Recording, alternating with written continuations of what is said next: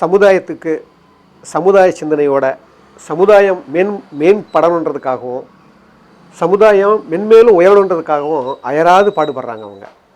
உண்மையாக சொல்லப்போனால் இரவு நேரங்களில் அந்த கூத்து கலைகளை வந்து பகிர்றதில்ல. ரெண்டாவது நாட்டு வைத்தியம், ஹோமியோபதி வைத்தியம், சித்த வைத்தியம், இந்த மாதிரி விஷயங்களெல்லாம் நிறைய கொண்டு வர்றதுக்கு இந்த மக்கள் தொலைக்காட்சி ஒரு பெரிய அந்த ஊடகம் எல்லா அகத்துலேயும் போய் ஊடிச்சுன்னா அது மிகச்சிறந்த ஒரு வடிவமாக இந்த சமுதாயம் வடிவமைக்கப்படுன்ற அந்த நன்றியோடு தான் நான் இந்த வணக்கத்தை சொல்கிறேன். என்னுடைய பேர் வந்து விஜயசங்கர். ஒரு கனவு போல அப்படிங்கிற ஒரு திரைப்படத்தை இயக்கியிருக்கிறேன். என் வாழ்க்கையில் என் அம்மா அப்பாவோட முக்கியமான ஜோசப். நாம பார்க்குற பார்வையை விட பொதுவாக சினிமாங்கிறதே உங்களுக்கு தெரியும். சினிமாங்கிறது உலகத்தினுடைய எல்லா உலகத்திலையும் ஒரு பெரிய ஜீவக்கலை. அது அந்த ஜீவக்கலை எல்லா கலையும் உள்ளடக்கியது. நான் வந்து ஒரு தமிழ் தீ அப்படிங்கிற ஒரு யூடியூப் சேனல் நடத்துகிறேன். ஆனால் அது பாருங்கள், அதில் நிறைய ஊடகங்களில் பேசும்போது நிறைய பேர் வியந்து கேட்குறாங்க, எப்படிங்க நீங்கள் வந்து சினிமாவிலேருந்து இப்படி பண்ணுறீங்க? இப்போ சமயங்களில் பள்ளிக்கூடங்கள் கல்லூரிகளுக்கெல்லாம் போய் சீஃப் கெஸ்ட்டாக போவேன். அங்கே போய் ஒரு 40 நிமிஷம் 50 நிமிஷம் நான் வந்து சொற்பொழி வாட்டுவேன். அது சில முக்கியமான ஒரு தலைப்பு வச்சுக்கிட்டு. அப்போ எல்லாருமே கேட்பாங்க வியந்து, எப்படிங்க அந்த சினிமாவிலேருந்து பேசுகிறீங்க அப்படின்னு சொல்லும்போது, சினிமாவில் இருக்கிறதா இவ்வளோ பேச வேண்டியிருக்கு அப்படின்னு சொல்லுவேன் நான். என்னென்னா, சினிமாவில் இருக்கிறதால அந்த கலையில் இருக்கிறதால எல்லாத்தையும் தெரிந்து கொள்ள வேண்டியங்கிற ஆர்வம் அதிகமாக இருக்குது. அதை பகிர்தல்ல இன்னும் சந்தோஷமாக இருக்குது. ஸோ அந்த வகையில் நான் இந்த ஒரு கனவு போல் இந்த படத்தை நான் முதல்ல பண்ணும்போது இது வந்து ஒரு ட்ரையாங்கிள் ஒரு கண்டென்ட்டு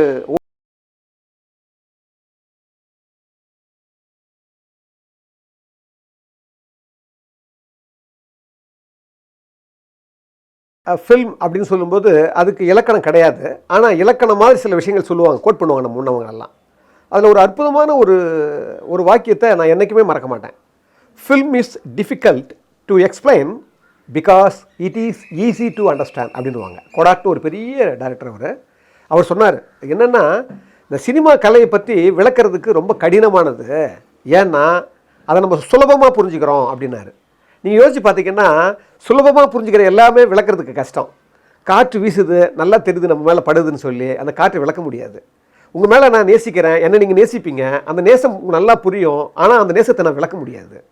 நான் பேசுகிற இந்த விஷயம் உங்களுக்கு தெரியுது, இந்த சவுண்டு வெளியே வருது, ஆனால் இந்த சவுண்டை நீங்கள் விளக்குன்னு சொன்னால் விளக்க முடியாது. அப்போ என்ன சொல்கிறாங்க, சுலபமாக புரிஞ்சுக்கிற எல்லாத்தையுமே விளக்குறதுக்கு கஷ்டன்றாங்க. அந்த வகையில் சினிமா வந்து கலைங்கிறது மிகச்சிறந்த கலை.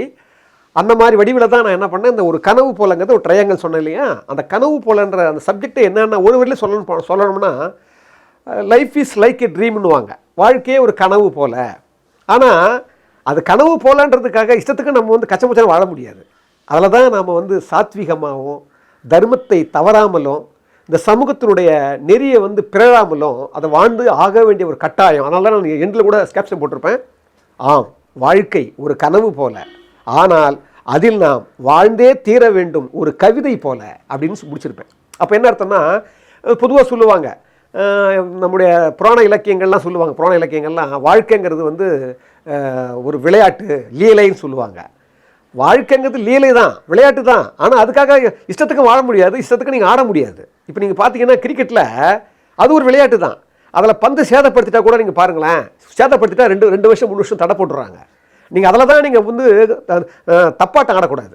விளையாட்டு தான், ஆனால் விளையாட்டில் கூட நியதிகள் இருக்குது. அது மாதிரி வாழ்க்கையிலையும் ஒரு லீலை தான், அது நியதிகள் இருக்குது, அந்த தர்மத்தை மீறக்கூடாது அப்படின்னு சொல்கிற ஒரு 2 நண்பர்களுக்கு இருக்கிற நட்பும் ஒரு நண்பனுடைய மனைவிக்கும் அந்த இன்னொருத்தருக்கு ஏற்படுற அந்த பாச சிதறல்கள் தான் இந்த கதையினுடைய கருவாக வடிவமைச்சு அந்த படம் வந்து ஒரு கனவு போல் நான் ரிலீஸ் பண்ணும்போது சென்சார் போர்டில் கிட்டத்தட்ட ஒரு 5 மெம்பர்ஸ், அதில் ஒருத்தர் முத்துகிருஷ்ணன் ஈவோ, அதில் 2 பெண்கள் அழுதாங்க பாருங்கள். அப்படி ஒரு ஏகோபித்த வரவேற்பு இருந்தது. அதே மாதிரி என்னை இண்டஸ்ட்ரியில் படம் போட்டு நான் ப்ரொஜெக்ஷன் காட்டும்போது மிகச்சிறந்த படமாக வந்து எல்லாரும் கொண்டாடினாங்க. இது உனக்கும் நடராஜுக்கும் உள்ள நட்புக்கு கர்த்தர் வச்ச சத்திய சோதனை.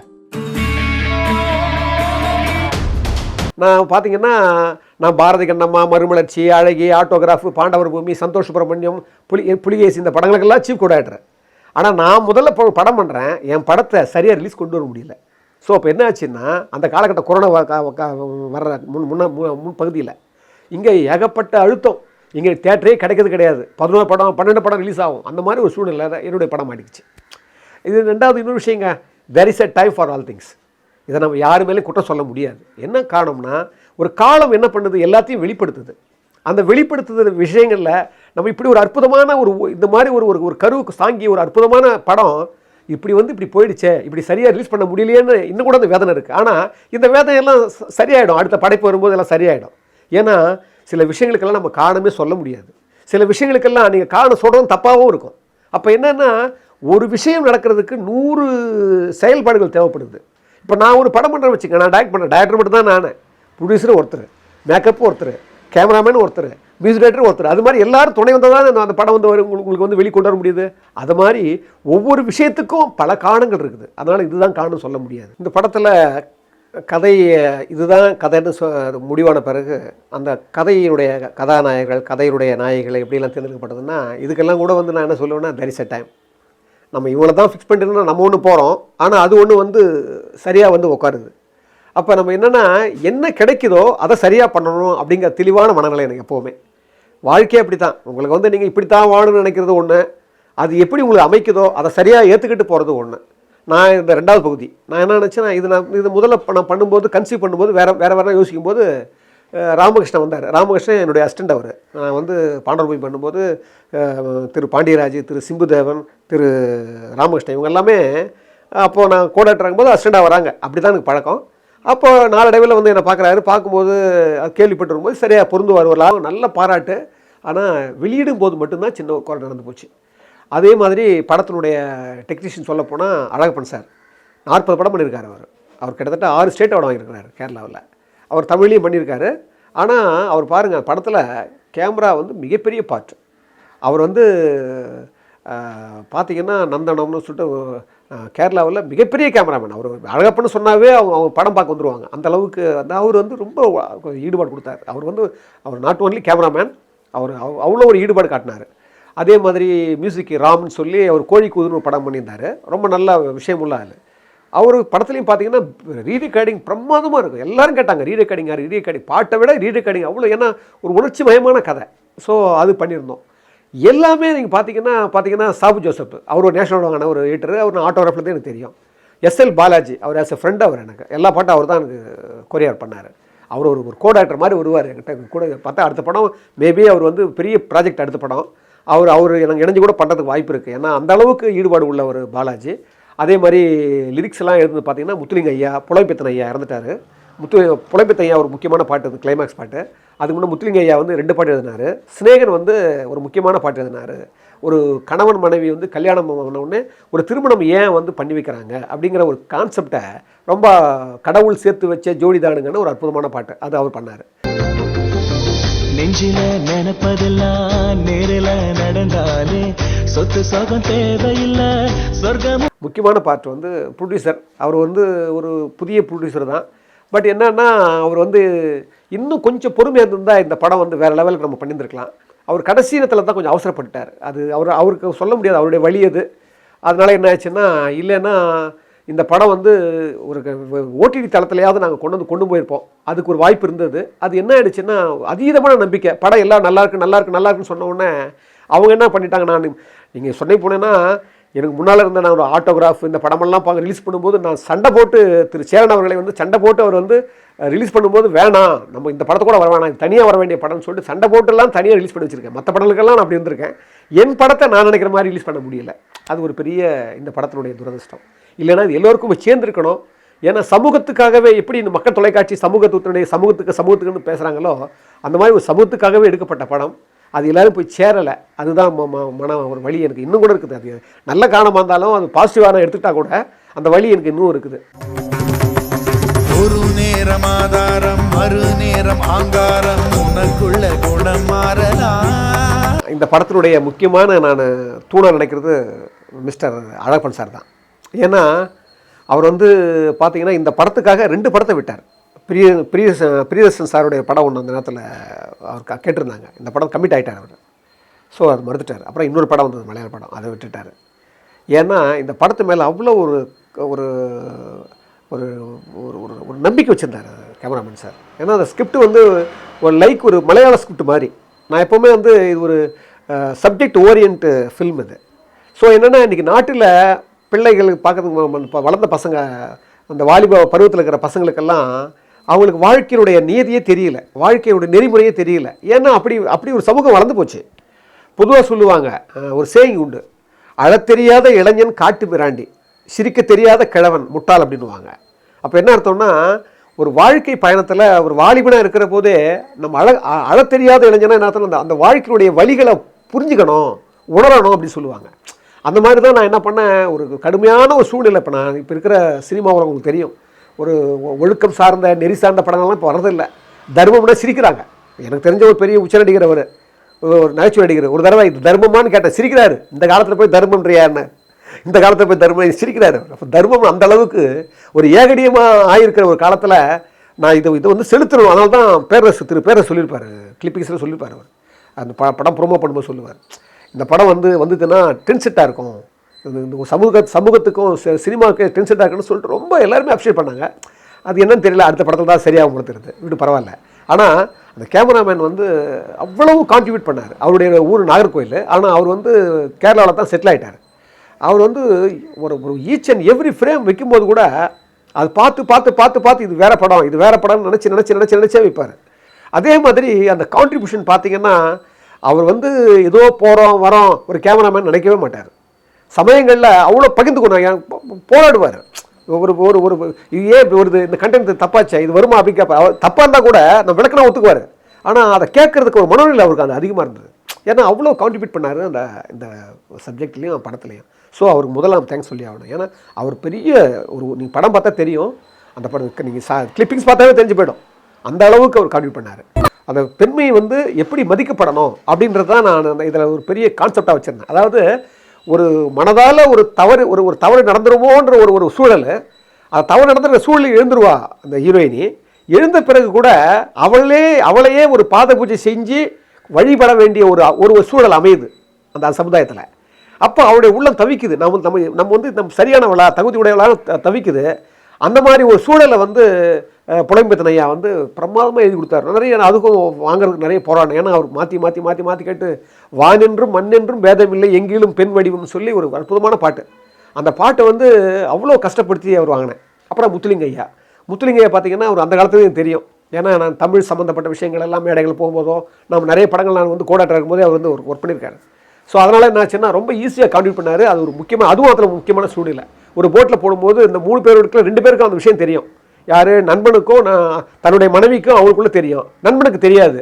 ஸோ அந்த சூழலில் ரொம்ப ஒரு காம்ப்ளிகேட்டான சூழல் அது. அந்த சூழலில் அந்த பாட்டு எழுதி கொடுக்கறதுக்கு ரொம்ப ஒரு கடினமான ஒரு சூழ்நிலை ரொம்ப அழகாக முத்துலிங்க ஐயா வடிவமைச்சு கொடுத்தாரு.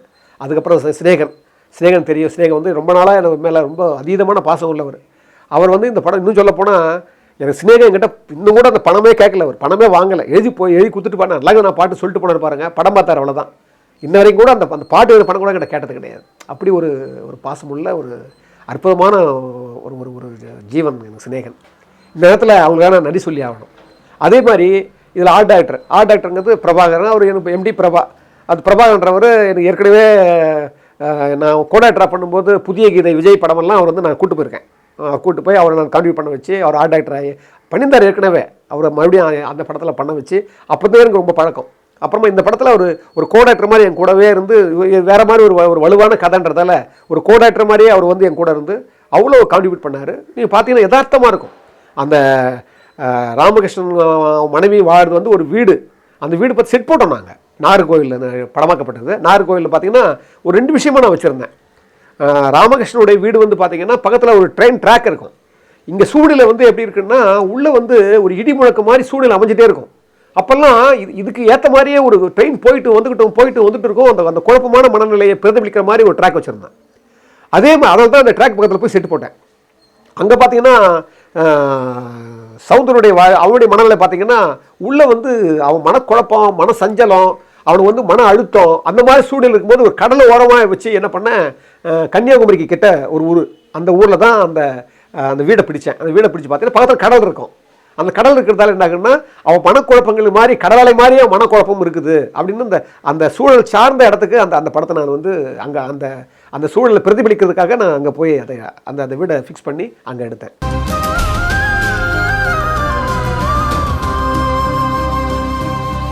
இது உனக்கும் நடராஜுக்கும் உள்ள நட்புக்கு மிக முக்கியமான விஷயம் என்னென்னா, இந்த படத்தில் ஒரு சொன்னேன் இல்லையா, சப்ஜெக்ட் ஓரியன்ஸ் ஒரு ஒரு கதை இது.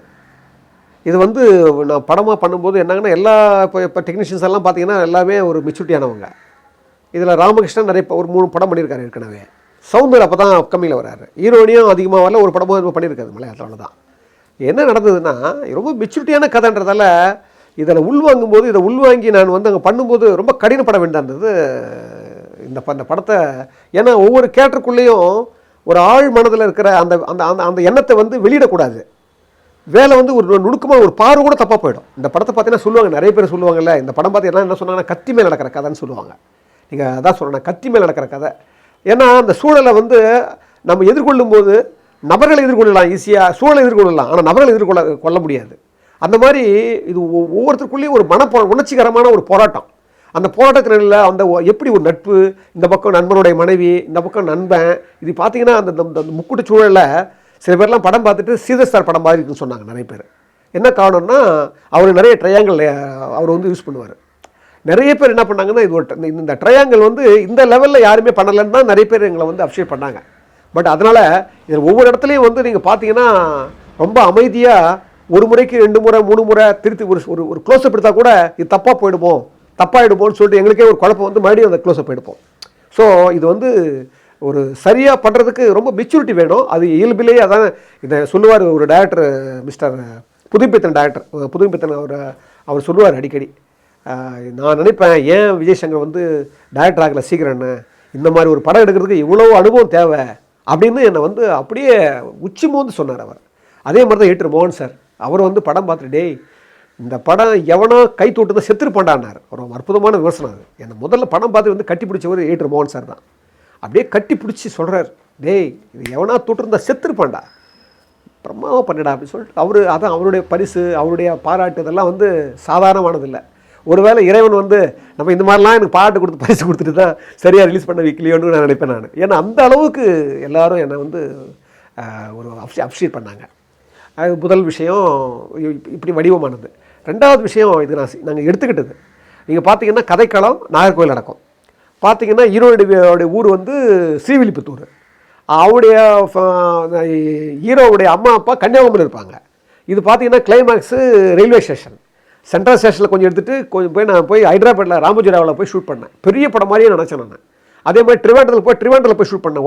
ஓப்பனிங் சீன் தான் ட்ரிவாண்டரம். அப்புறம் பார்த்தீங்கன்னா கொடைக்கானல். இது வந்து பார்த்தீங்கன்னா ஒரு பெரிய ஆர்டிஸ்ட் பண்ணால் என்ன இருக்குமோ, உதாரணத்துக்கு ஒரு பெரிய டைரக்டர் சொன்னார் படம் பார்த்துட்டு, என்ன சார் ரஜினிகாந்த் இல்லை, கமலஹாசன் இல்லை, ஸ்ரீதேவி இல்லை சார், அவ்வளோதான்னாரு. ஏன்னா படம் பார்த்தா எல்லாருமே அதில் தான் பண்ணாங்க. ஏன்னா நான் வந்து ரொம்ப நாளைக்கு அப்புறம் படம் பண்ணுறேன், அதனால் ஒரு என்ன கான்ட்ரிபியூட் பண்ணணுமோ அந்த கான்ட்ரிபியூட் பண்ணணும் அப்படிங்கிறதுக்காகவே இந்த படத்தை அவ்வளவு கான்சன்ட்ரேஷன் பண்ணி இந்த பண்ணோம். அது நல்லாவே வந்துச்சு. அது நம்ம சொல்லவே முடியாது. இது கூட ஒரு பாசிட்டிவான காரணங்கள் இருக்கலாம் ஏன் இப்படி ஆனதுன்னு. அதான் அது நான் வருத்தப்படலை. அடுத்தடுத்த படைப்புகளை அதை நான் கொண்டு வந்துடுவேன். இதை முக்கியமாக குறிப்பிட வேண்டியது திரு தியாகராஜன் மாஸ்டர். அவருக்கு கிட்டத்தட்ட ஒரு 1000 படம் பண்ணவர். அது பார்த்தீங்கன்னா இப்போவும் பிரியசன் சாருடைய மரக்காயர் அவர் தான் பண்ணார். இந்தியன் 2ல் கூட அவர் ஒரு கான்ட்ரிபியூட் பண்ணுறாரு. அவர் வந்து முதல்ல இந்த கதையை கேட்ட உடனே அவர் ஃபீல் பண்ணது என்னென்னா, அவர் வந்து எனக்கு ஒரு ஒரு நண்பர் மாதிரி வந்து பண்ணார்.